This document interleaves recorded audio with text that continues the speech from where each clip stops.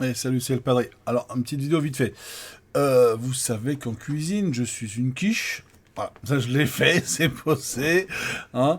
Voilà. Et donc, du coup, comme je suis pas très fort avec tout ça, je me suis dit, bah tiens, si j'allais demander à mon ami ChatGPT de m'aider à faire de la cuisine facile pour manger ce midi, par exemple. Et donc, du coup, j'ai vu dans mon frigo, j'avais un vieux truc de reste de pâtes de la veille, et puis des crevettes au congélateur. Allez, je me suis dit, allez, vas-y, on va demander à ChatGPT de faire ça bien, parce que moi, si on m'écoute, je mets les pâtes dans une casserole, je mets les crevettes, je rajoute la moitié du pot de crème fraîche, et hop, c'est bon, ça se mange quoi. Donc bon, je me suis dit, je vais peut-être essayer de faire un peu plus original, un peu mieux pour une fois, et j'allais vous filmer tout ça. Enfin, filmer. Faire des photos de tout ça pour gagner un peu de temps sur le montage, et puis il n'y avait pas trop d'intérêt à filmer. Donc, j'ai demandé à ChatGPT. Alors, pour la petite histoire, il a appelé ça, lui, pâte aux crevettes savoureuses.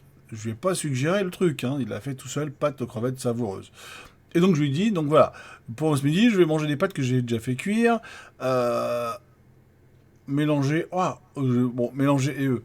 Ok, en fait, parce que je l'ai fait en dictée vocale et la dictée vocale, elle a pas bien écrit, c'est pas grave. Et donc, je dis que la recette était bien, mais je voulais accompagner avec une sauce pas trop épicée, parce que bah, je suis pas tout seul à manger à la maison, et bah, d'autres gens mangent à la maison moins épicé que moi, donc du coup, il me fallait un truc qui soit pas trop mal. Et qui ait du goût.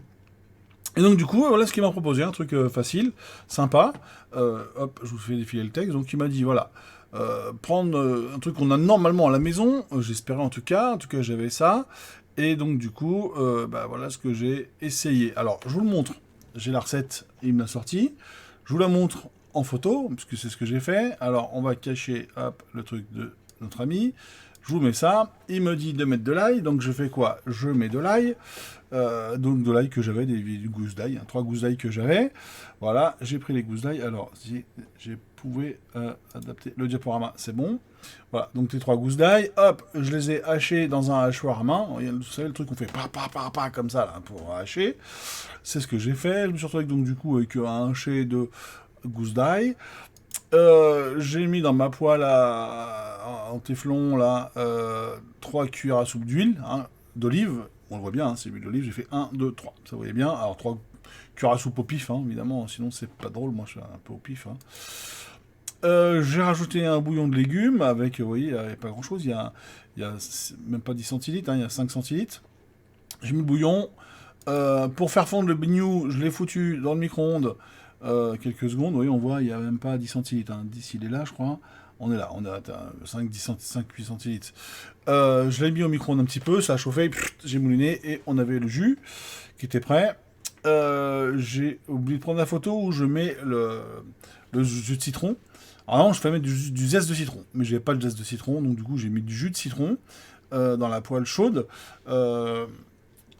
Non, là, j'ai même pas. Je dis une bêtise. Là, j'ai fait revenir l'ail. Si, quoi, non, là, il y avait déjà le citron, pardon. Là, il y a le citron, un tout petit peu, et le jus de citron, c'est du jus de citron, vous savez, en truc en plastoc, là, on appuie dessus, là, on a le jus qui va bien. J'ai mis ça parce que j'avais que ça, donc voilà. Là-dessus, après, j'ai mis du persil. Alors, j'ai pas de persil frais, ni du persil frais. J'en avais pas. Donc, j'ai mis du persil congelé, hein, que j'avais au congélateur, donc ça, c'est pratique. Là-dedans, j'ai rajouté les crevettes nordiques surgelées. On voit bien, hein, c'était des crevettes surgelées.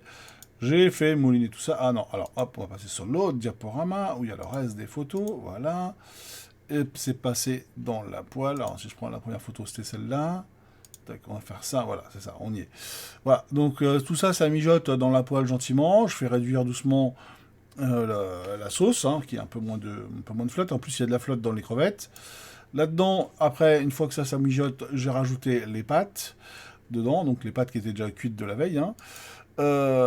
J'ai fait touiller tout ça gentiment, comme il faut. J'ai pas salé, pas poivré, même pas. J'ai laissé tel quel comme ça. Et bah quoi, et ben on s'est bien régalé. Vous voyez l'assiette, hein, franchement, c'était super bon.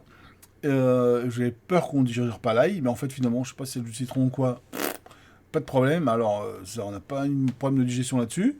Et du coup, ça donne un petit goût différent aux pâtes que soit blindé de sauce tomate ou n'importe quoi, ou de blindé de crème fraîche, ce que j'aurais fait normalement. Pardon, normalement. Et bien là, c'était parfait, c'était très bon. Et je suis très content. Donc, je vous remets la recette pour la fin, qui était là. Tac. Donc, j'ai fait ça. comme il a dit, hein, donc il m'a dit de mettre du zeste de citron, lui, au départ. Chose que je n'avais pas. Donc j'avais juste le jus de citron, les 600 millilitres, les 60 millilitres de bouillon de légumes ou de poulet, j'avais avec du bouillon de légumes, un truc tout près. Le persil haché, ouais, j'avais pas 2 cuillères à soupe, ça faisait beaucoup peut-être, j'ai pas mis tant que ça, j'en ai mis moins, hein, vous avez vu. J'ai fait comme il a dit sur la recette, et puis voilà, c'était très bon. Eh ben écoutez, je crois que cette vidéo elle est finie, c'est une vidéo assez courte, c'était pour vous parler un petit peu de mon expérience de ChatGPT avec la cuisine. Ça m'invite d'aller demander à Amazon ou à Google qui à chaque fois m'envoie sur un truc marmiton et machin, et je fais défiler, etc. Là j'avais un truc différent, et puis voilà, et ça m'a convenu, et j'étais content, et ben voilà, écoutez, je voulais vous en parler. Allez, ciao, c'était le Padré, à bientôt pour une prochaine vidéo.